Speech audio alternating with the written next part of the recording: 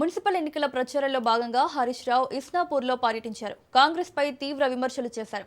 కాంగ్రెస్ ప్రభుత్వంలో ఒక్క కొత్త స్కీమ్ కూడా లేదని, నెలకో స్కామ్ మాత్రం ఉందని హరీష్ రావు అన్నారు. మహిళలకు నెలకు 2,500 రూపాయల పథకానికి మంగళం పాడారని విమర్శించారు. ఇచ్చిన హామీల్లో తులం బంగారం ఊస ఎత్తరని, ఏ స్కీమ్ కూడా ఇవ్వరని హరీష్ రావు అన్నారు. మున్సిపల్ ఎన్నికల్లో కాంగ్రెస్ పార్టీకి కర్రు కాల్చి వాత పెడితేనే సోయొస్తుందని మండిపడ్డారు. మరి కాంగ్రెస్ గవర్నమెంట్ వచ్చింది, ఏమన్నా ఇచ్చిండా రేవంత్ రెడ్డి? ఏమన్నాడు? 4,000 పింఛన్ ఇస్తానని గెలవంగానే అన్నాడు. మన్మడు వచ్చి నీ కాళ్ళు ఒత్తుతాడు అన్నాడు. వచ్చినాయా 4,000? మన్మడు ఒత్తిండా కాళ్ళు? అది డోకా చేసిండు. మా మహిళలకు, అక్క చెల్లెలకు నెలకు 2,500 జీతం పడ్డట్టు బ్యాంకులు వేస్తా అన్నాడు. ఇంటింటికి బాండ్ పేపర్లు పంచిండ్రు. అవేంటి కార్డులు పంచి, గ్యారంటీ కార్డులు పంచిండ్రు. వచ్చినాయా 2,500?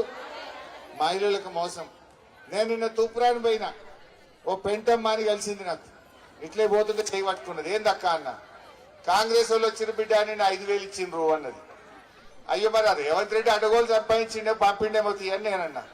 లేలే బిడ్డ నేను నీయదు తప్ప అంటే ఏందక్క అన్న.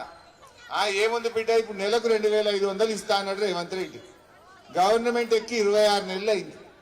26 నెలలు నెలకు 2,500 ఇస్తే 65,000 రూపాయలు అవుతాయి. 65,000 అవుతాయి. మరి ఎన్ని వచ్చినాయి? వాడు 5,000 తెచ్చిండు. బిడ్డ ఒట్టు పెట్టుకో అన్నాడు. దేవుడా దేవుడా ఇది ఉత్తుతుంది అని మనుషులు అనుకున్నా. 5 తీసుకున్నా, ఇంకా 60 అడకరాపోరా అని చెప్పిందట. ఇంకా 60 పోరా తప్పుడు వేస్తా అన్నదట. అమ్మ పెంటక్క ఏం హుషారున్నావు అనుకున్నా. మరి మా చిక్కులు అక్క జిల్లాలో ఏమంటారు? పెంటక్క చెప్పింది బరాబరేనా? పెంటమ్మ బరాబరే చెప్పింది కదా. మరి ఆగం కావద్దు. ఇలా మనకు పేదల్ని కాపాడుకున్నది బీఆర్ఎస్ పార్టీ. ఎన్నో మంచి కార్యక్రమాలు చేసింది బీఆర్ఎస్ పార్టీ.